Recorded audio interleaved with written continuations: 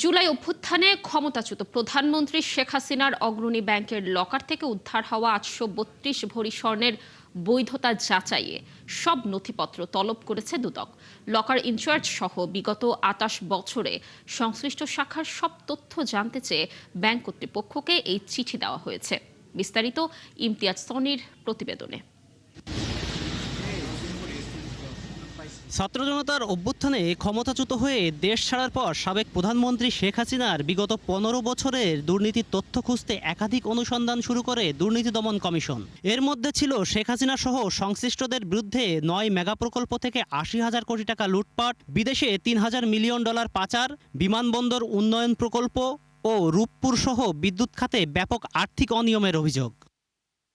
অনুসন্ধানে দুদক জানতে পারে ২০০৮ সালের নির্বাচনী হলফনামায় ২ কোটি ৩ লাখ টাকারও বেশি সম্পদের তথ্য গোপন করে শেখ হাসিনা। এসব তথ্য যাচাই করতে গিয়ে ২০২৫ সালের নভেম্বরে অগ্রণী ব্যাংকের একটি লকারে ৮৩২ ভরি স্বর্ণের সন্ধান মেলে।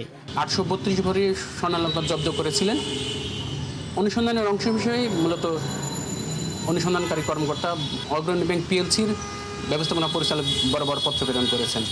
জব্দ করা এই বিশাল পরিমাণ স্বর্ণের বৈধতা নিশ্চিত করতে এবার অগ্রণী ব্যাংকের ব্যবস্থাপনা পরিচালককে চিঠি দিয়েছে দুদক, যেখানে ১৯৯০ থেকে ২০০৮ সাল পর্যন্ত সংশ্লিষ্ট শাখার লকার ইনচার্জ এবং শাখা ব্যবস্থাপকদের আমলনামা সহ যাবতীয় রেকর্ড ও নথিপত্র তলব করা হয়েছে।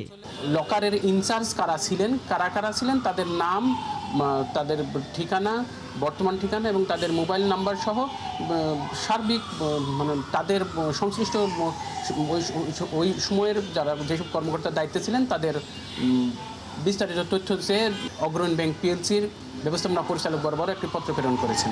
এরই মধ্যে পূর্বাচলে প্লট জালিয়াতির অভিযোগে করা ৬টি মামলায় শেখ হাসিনা, রেহেনা সহ কয়েকজনকে বিভিন্ন মেয়াদে সাজা দিয়েছেন বিচারিক আদালত। ইমতিয়াজ সনি, ৭১, ঢাকা।